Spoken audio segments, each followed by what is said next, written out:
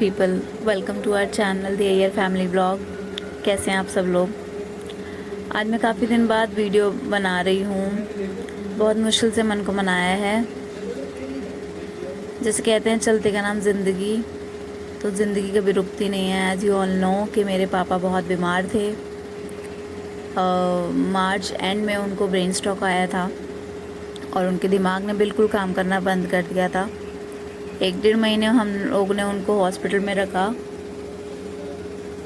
But उनमें किसी भी तरह की कोई इम्प्रूवमेंट नहीं दिख रही थी। और हॉस्पिटल में उनको पाइप के थ्रू खाना दिया जाता था, बांध के रखा जाता था, जो बिल्कुल भी मतलब हम लोगों से देखा नहीं जाता था। और डॉक्टर भी कोई पॉजिटिव रिस्पांस नहीं दे रहे थे।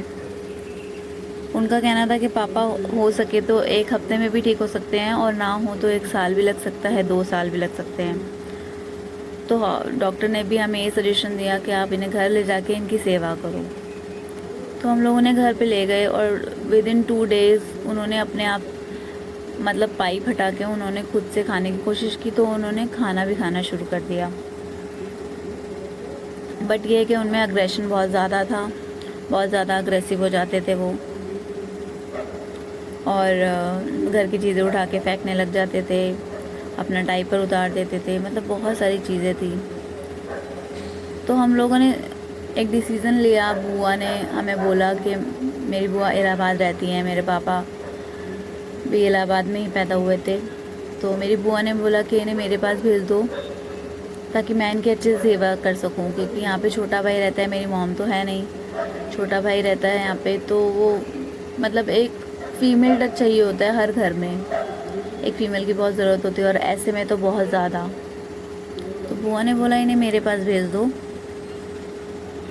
मैं देख लेती हूँ क्या करना है। तो मेरे भाई लोग उनको बुआ के पास इलाहाबाद छोड़ के आ गए, और इलाहाबाद जाती उनके अंदर काफ़ी इम्प्रूवमेंट आ गई थी। मतलब उनका अग्रेशन ऑलमोस्ट ख़त्म हो गया था, बहुत शांत हो गए थे, और मतलब कपड़े उतार के नहीं फेंकते थे अपने, बेडशीट नहीं उतार के फेंकते थे बेड से, बहुत शांत हो गए थे। अपना टाइम पे खाना खाना, नहाना धोना सब कुछ उन्हें बुआ करवाती थी।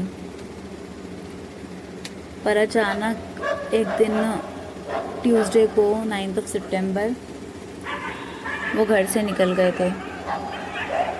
सुबह 10 बजे के आसपास वो उन्होंने ब्रेकफास्ट किया, बुआ ने उन्हें ब्रेकफास्ट करवाया, और वो अचानक घर से निकल गए थे। अब बुआ डर गई थी, और बुआ और उनका पोता उन्हें ढूंढने लगे हर जगह।